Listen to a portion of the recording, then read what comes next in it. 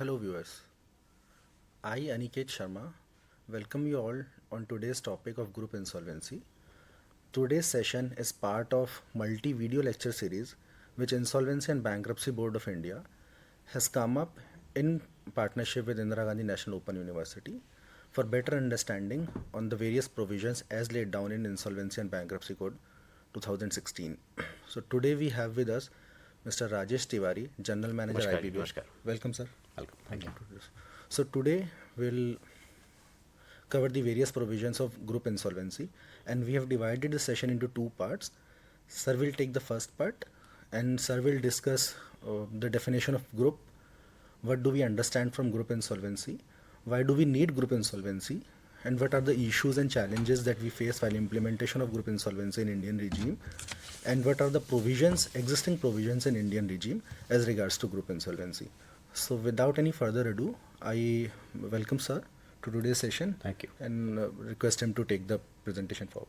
So, as the topic suggests, that group insolvency, what does it mean by group? Group generally we found that it is a common control, common directors, common assets, common pool of interconnect financials, pooling of resources, coexisting of survival. Several things are known as a group, to consider a group. So over the period, group have increasingly popular structured for the organization of the any businesses. This enables harnessing of internal synergies and spillover benefits within the group. Moreover, creditors prefers to lend a company who belongs to a particular group that gives them a comfort for the lending, easy lending. The data estimated that over the period of we can say 2015 and 16, around 56% of the combined assets of the non-financial firms in India are counted for the total revenue of 50%. It is a huge. So this ultimately increased consolidation in India over the period, and it has numerous instances of situations where the group holding company lands into the indebtedness and is on the verge of being insolvent, thereby impacting of its subsidiaries, companies, associates, where indebtedness of the subsidiary creates risk for the large groups. Such instances are categorized as a group insolvency. So, what do we mean by the group insolvency? It is the impact of the other associates or group companies to the as a whole into the insolvency. So this clubbing, this method is considered as a group insolvency. So what is the group? So as per the foreign direct investment policy, section 5, it defines that group is two or more enterprises which directly or indirectly are in a position to exercise the 66% of the voting right or appoint more than 50% members of the board in the governing board as a directors. RBI says the companies having two or more entities which related to each other known as subsidiaries, joint venture, associates, promoters are who are having the more than 20% equity investment in each other. So as per RBI, this is the group companies. Whereas SEBI regulation 21T says it provides group companies includes companies other than promoters or subsidiaries with which there are transactions related to their financial transactions which are declared in their balance sheets. So the finality of the group is basically depend on the commonality of the directors, interconnectivity of the financials or and other activities. So next questions comes, why group insolvencies comes? The data suggested that there were around 47 companies that had debt around excess of more than 100 millions, which represent total of USD 7.2 billions and attempted in a court restructuring during 2018. So it felt that all of them were have the corporate groups, and insolvency of most of such companies has potential of special issues related to the interlinkage, especially related to owing to one company to another company and variety of other forms like supplier to one other or dependency of supply of one material to another company. So it has bearing on the capacity or the other capacity of the other group companies, or it could be in the form of guarantee by the holding company. If each company insolvency is dealt separately, it has a huge, enormous cost, and moreover, it would be very difficult to resolve them. So it feel that it would be appropriate to have the group insolvency, which will be the overall beneficial for all the stakeholders, and also to the value maximization to their synergies between the groups to optimize their maximum value. So, what is group? Unilateral legislative guide says treatment of enterprises groups in insolvency. It means the how we treat the group in the insolvency. Enterprises group, here we interconnect control or significant through the ownership or interconnected within the group, we can identify the enterprises group. Whereas the procedural coordination, we merely collate the administrative aspect of the insolvency process. We are not pooling the asset and liability. Substantial provisions. Substantial provisions where we can add their asset and liability into the single insolvency state. So these are the broad guidance of the insolvency provided. International guidance, it is the UNICITAL who provides the guidance for the international insolvency, which provides domestic group insolvencies law may cover filing of the joint application, coordination for the better procedural aspect, special provisions related to the avoided transactions, subordinate debt owed to the intergroup companies, extension of liability, contribution, substantial consolidation, coordination and reorganization. So in that way we can have the fair idea about the group insolvency. But what is the basic economic benefit for conducting the insolvency process as a group? So if we see that promotion of information symmetry, if the group insolvency of a particular company runs or started, it has having the enormous comfort on the sharing of the information about the all group companies, which ultimately resulting in the better information to the stakeholders and the prospect resolution company. So ultimately that would help in the better resolution or better maximization of the value. Reduction in cost or insolvency proceed. Per se, we understand that the in continuation of 4 to 5 process, if we run one process, definitely cost of the process will be reduced drastically. Moreover, the time, value money, time is the value of money. The time consumed for the running the process and the cost involved in the various litigations with the various adjudicatory authority, it also reduce the time of insolvency. Maximization on the value, it is a very important factor, because what I explained earlier also, the group is formed for the better synergy between the group companies. So if the one company is supplier to the another company, or another company is supplier to their other company, or we can say forward or backward integration, if the resolutions comes for the whole company, it would be very beneficial for the company as a whole, group as a whole, and it would resulting into the optimization of the value of the company. Reduction in the cost of capital. Once the group insolvency initiated, definitely it would help in the requirement of the minimum capital as compared to the other asset, because the investment in the non-core area would be the very minimal. So ultimately it would be the ultimately helpful to all the stakeholders for the not only the maximization but also the judicial utilization of the time, because the adjudicating authority has to spend less time to adjudicate similar matter in the other insolvency state. So that's way it provides the very economic sense to the group insolvency. So what are the challenges we face? The challenges are, if the insolvency are the different stakeholders or different creditors, so it would be possible they would have the different profile, their security interest. So there would be the litigation regarding the tension for the distribution or resolutions. So in such case, it is required that the better coordination would help into the by merging of grouping assets and liability. If in case of mutual owned liability, it will be reasonable part of the overall group debt and which is considered in the computation of the liquidation of fair value of each company.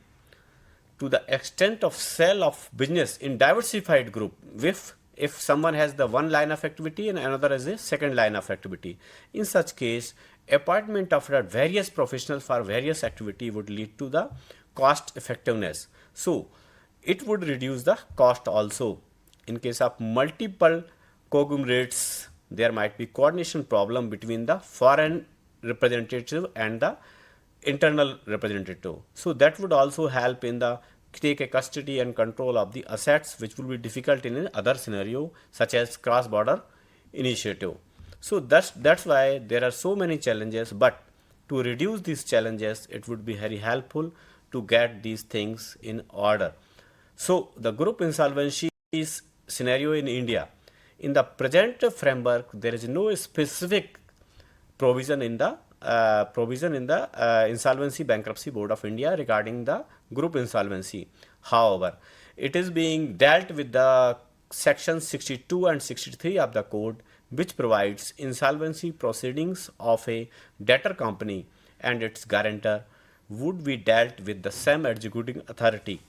This may be also enable them to proceeding in those cases where the corporate debtors and guarantee are the same group of companies. So that's why it is a facilitating provision. It is not a exclusive provision. It is a facilitating provision. As far as section 18 and 36 of the code provides that the sharing of the information of the subsidy with the liquidator or resolution professionals.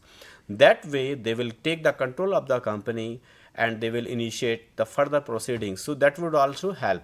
But there, in absence of any specific provision in the code, the Adjudicatory Authority and Supreme Court of India, Honorable Supreme Court of India, whose their inherent power to coordination and proceeding of different general principles for considering the corporate insolvency process, considering the common directorship, such as cases are there, just like a videocon cases and other cases where the adjudicatory authority has educated that it would be the beneficial in the interest of the corporate debtors to do the process as a corporate insolvency process. So this is the basis idea of the corporate insolvency process. What are the regimes that is required?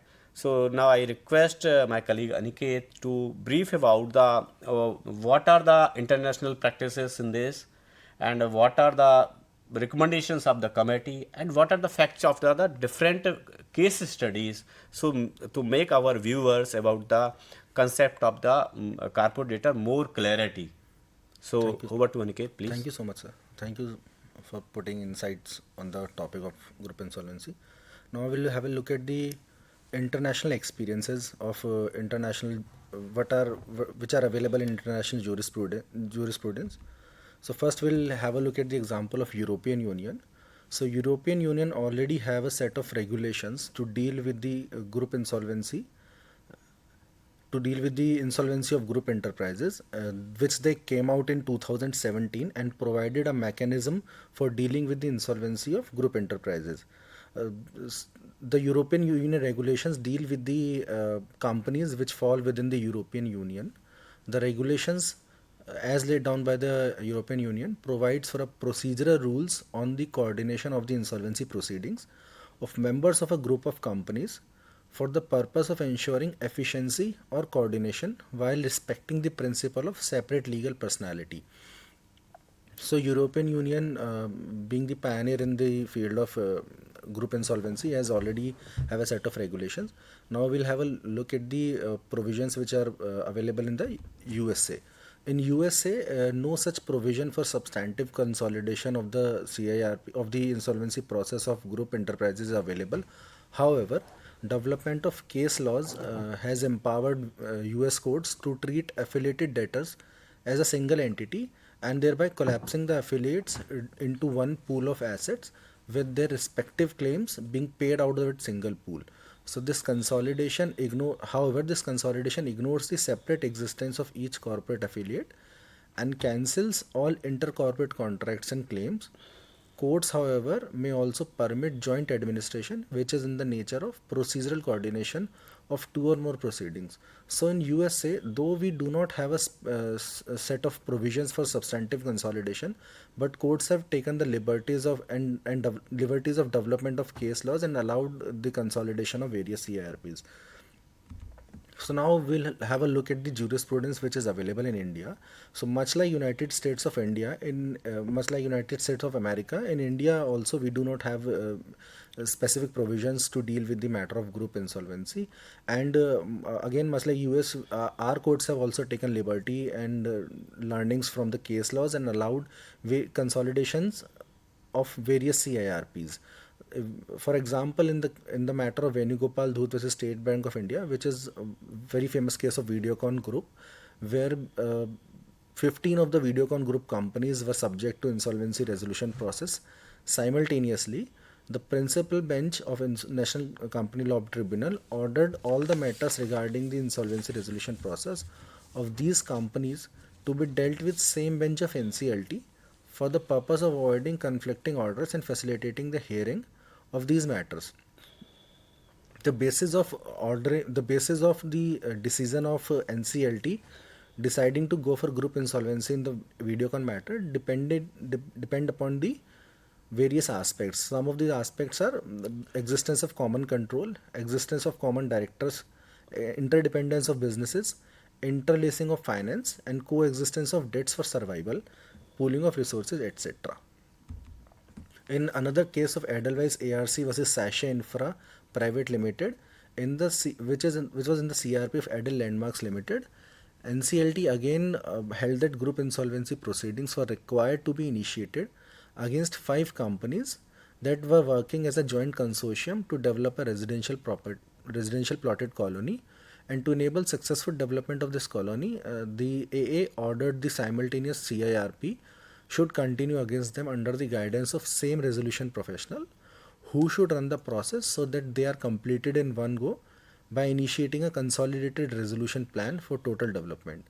Once again, in Bikram Chatterjee versus Union of India matter, home buyers and projects developed by different companies of the Amrapali group filed a writ petition before the Supreme Court in order to protect their interest in the wake of the insolvency of different Amrapali group companies. Supreme Court again allowed the consolidation of the proceedings as a group. So now we'll further have a look at the Videocon case and to take this famous case as a case law for the future CIRPs also. So again, it is reiterated that 15 separate insolvency proceedings were going on against the 15 companies of the Videocon group, and they were having the same lenders. The consortium of lenders was led by State Bank of India, and they approached the adjudicating authority for the consolidation of the proceedings. The application was moved on the ground that separate CRP petition against each of the companies failed to attract successful bids due to their complex interdependence and inability to pay off since they had no separate value or identity. NCLT Mumbai analyzed the case with reference to existing US and UK case laws and deciding that the 13 out of 15 companies may be merged as a single common debtor. The bench left out 2 of their companies, basically Kale Limited and Trend Electronics, because they did not have any operational dependency on the other companies and were in themselves strong enough financial entities. So the takeaway from the landmark judgment of the NCLT entails from the doctrine of substantial consolidation, which is a concept that primarily exists in US bankruptcy regime, and the doctrine enables the adjudicating authority to merge the assets and liabilities of all such individual entities in a common pool, whereby involving them in a common CIRP. So again, NCLT Mumbai stated the problem of consolidation of CIRP had cropped up sooner than expected, and a matter as pressing as this could not be avoided or deferred till the legal provisions are developed on the same. So bench came up with a couple of tests to determine whether or not the consolidation of the companies can happen. So first test being a prima facie existence of elementary governing factors, and second being categorization based on the governing factors. So for the first test, the bench used the approach of US bankruptcy courts and laid down a list of 14 factors, such as existence of common control, existence of common promoter directors, existence of common assets and liabilities, interdependence on businesses, interlinking of finance, pooling of resources, coexistence for survival, link of subsidiaries, entwined accounts, interconnected debts, singleness of economic units, common financial creditors, and common group of corporate debtors. Subsequently, for the second test, the bench called for the categorization of companies based on the above aforementioned factors.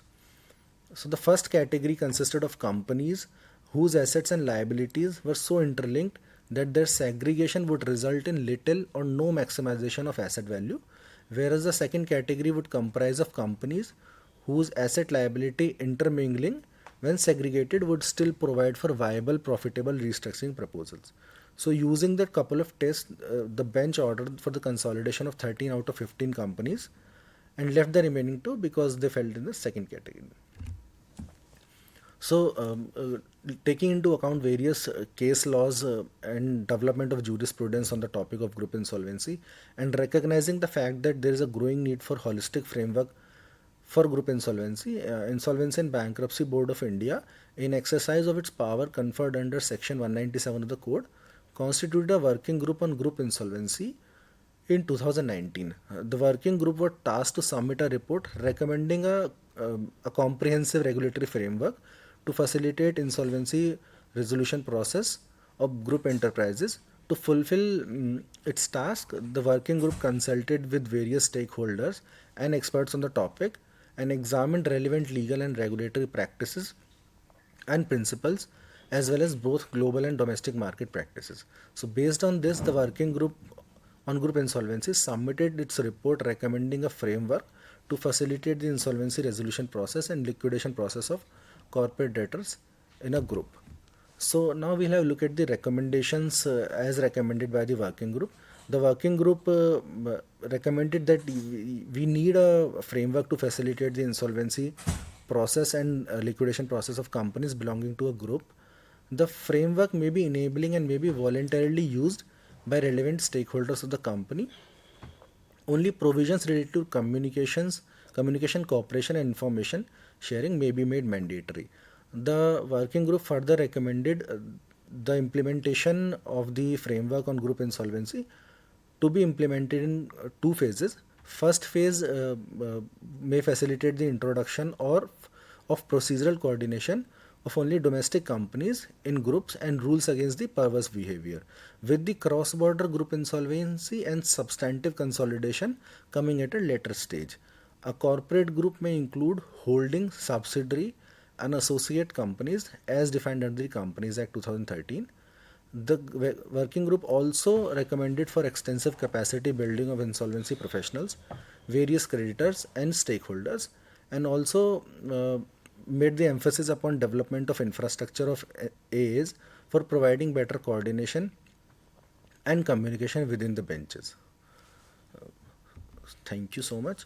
So, sir, since we have discussed group insolvency today, so our viewers would love to understand the effect of group insolvency, the effect of a comprehensive framework on group insolvency, as as regards the financial creditors are concerned. How would that group insolvency enable the financial creditor to work in a more better way? Yeah. How will that affect the working of financial creditors? So, as the framework suggests, that the corporate group insolvency will be having the common pool of as a committee of creditors. So, since all the asset and liability of both are the common, generally same, so it would facilitate them to take the decision in a holistic view to maximize the value of the assets. So, in that way, it would help financial creditors to closely monitor the process of entire, because their asset and liability are intermingled and their viability depend on the each other. It may possible that one financial creditors would be the stakeholders in one CD and he will not be the other. So he might be looking after the one aspect of the particular one, whereas the other FC is looking after other. When they do in a consolidation as a whole, as a holistic view, it would definitely help them to maximize the value. That is the value concept. Second, the cost of process insolvency process will also reduce, drastically reduce, and time, that because time is the value of money in the corporate insolvency process. So in this process, once the entire process is considered as a one process, so that it would be possible that this process will be concluded in a early stage, because the stakeholders who are the resolution professionals would be able to conclude the process, as the resolution applicant would be knowing there is a certainty in the business aspect, because there is a forward integration or forward or backward integration. So in that case, he will take the decision as a whole. Thank you so much, sir. Thank you so much for such insights on this topic, and we hope to bring more clarity on the topic in upcoming presentation. Thank you. Thank you. Namaskar.